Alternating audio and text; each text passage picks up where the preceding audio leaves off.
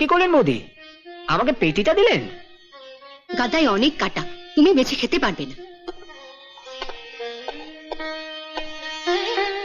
ব্যাস ব্যাস ব্যাস, এই যা, আপনার তো ঝোলই রইল না। আমি তো ঝোল বেশি খাই না।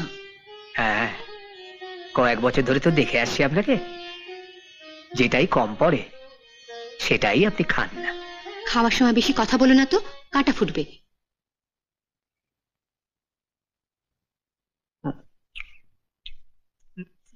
বৌমা, তুমি এখনো খেতে বসলে না? বাড়ির সবার খাওয়া না হলে আমি খাই কি করে বলুন?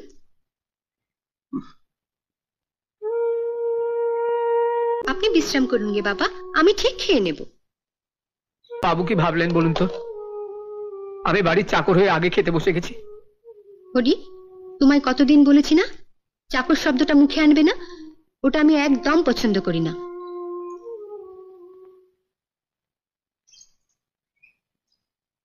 তুমি আমায় সাহায্য না করলে এত বড় সংসারের কাজ আমি একা সামলাতে পারতাম?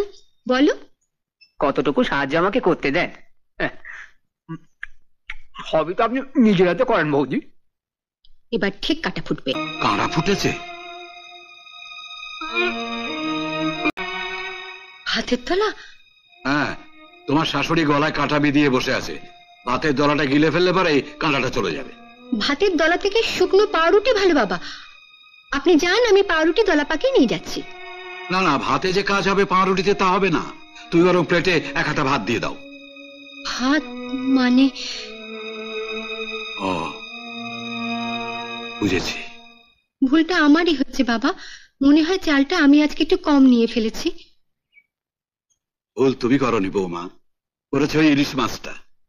আজ ইলিশ মাছ পেয়ে সবাই একটু বেশি ভাত খেয়ে ফেলেছে।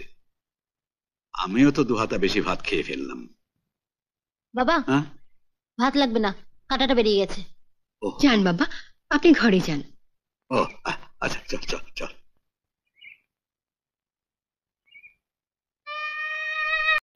কি হলো হরি, তুমি খাও। এ মা, বোকা কোথাকার, ভাত নেই পাউরুটি তো আছে। একবেলা ভাত না খেলে কেউ মরে যায় না। বাবু কি ভাবলেন বলুন তো? কি আবার ভাববেন, তুমি খাও তো। হরি, আমার কিন্তু খুব খিদে পেয়েছে, তুমি খেয়ে না উঠলে আমার কিন্তু খেতে বসা হবে না।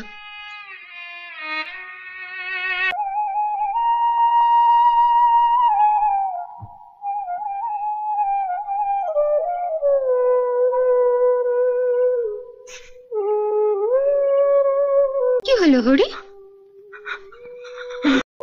বোকা কোথাকার,